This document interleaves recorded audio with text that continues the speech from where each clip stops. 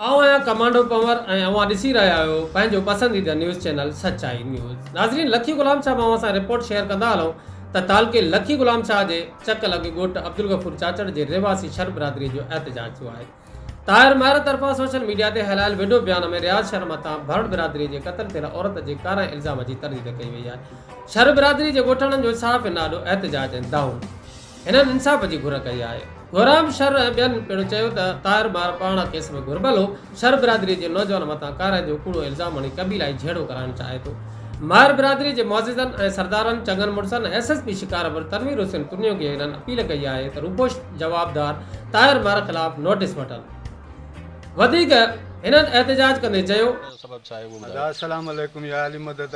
कल social media ते ताहिर नाले महर असां ते कूड़ो ग़लति इल्ज़ाम काराइण जो मड़ियो आहे असांजे मथां, जेको सरासर नाजाइज़ी ऐं नाहक आहे ऐं इन जो एॾो नाहक आहे जे असां सोचे बि न सघूं। महर साहिबु असां सां एॾी नाजाइज़ी दुश्मनी छो थो करे। असां वसारनि खे अर्ज़ु था कयूं। गौसबश ख़ान बि असांजो मोहसिन आहे, उहो बि असांजो वॾो आहे। अलीगौर ख़ान आहे, उहो बि असांजो मोहसिन आहे। असां इन्हनि खे वसारनि खे SP खे IG सिंध खे असां इहा गुज़ारिश था कयूं त असां शरीफ़ ऐं गैरत वारा माण्हू आहियूं। नंगनि जा ग़लति इल्ज़ाम ऐं कातिल बि उहो आहे ऐं उहो असां ते इल्ज़ाम थो हणे काराइनि जा। जेका सरासर कूड़ आहे इहो ताहिर महर जे नाले सां साईं IDI आहे। कल्ह असां पढ़ी आहे।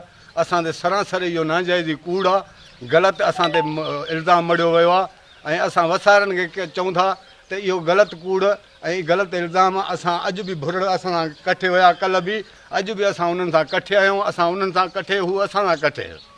बाक़ी असां सां हे सरासर महर साहिबु नाजाइज़ी थो कराए, हे ग़लति असां सां बयानु थो कराए। असां वसारनि खे अर्ज़ु था कयूं, गौसबश ख़ान महर खे ऐं अलीगौर ख़ान महर खे त इन जो हे बेलगाम घोड़े खे लगाम ॾियो ऐं असां सां जेकी बि दुश्मनियूं थियूं सुभाणे को नफ़ो आहे नुक़सानु आहे उहो ज़िम्मेवारु केरु थींदो ऐं असां महिरबानी करे असां सां इहो इंसाफ़ कयो वञे त असां ते हे जेको ग़लति इल्ज़ाम आहे इहो सरासर कूड़ आहे ऐं इन कूड़ सां ऐं नफ़ा नुक़सान जेके बि थिया उहे ज़िम्मेवारु इहो महर साहिबु हूंदो।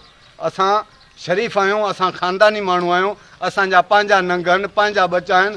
भुरड़ असांजा कल्ह बि ॿाहिरि हुया, अॼु बि असांजा ॿाहिरि आहिनि। असां सभु कठे आहियूं, असां उन्हनि सां कठे आहियूं। असां सां नाजाइज़ी थी थिए, इनखे बेलगाम घोड़े खे लगाम ॾिरायो। सुभाणे असां सां नाजाइज़ी जेको बि थियो असांजो नफ़ो नुक़सान जो ज़िम्मेवारु केरु हूंदो उहो पाण ॼाणनि था। इंसाफ़ खपे।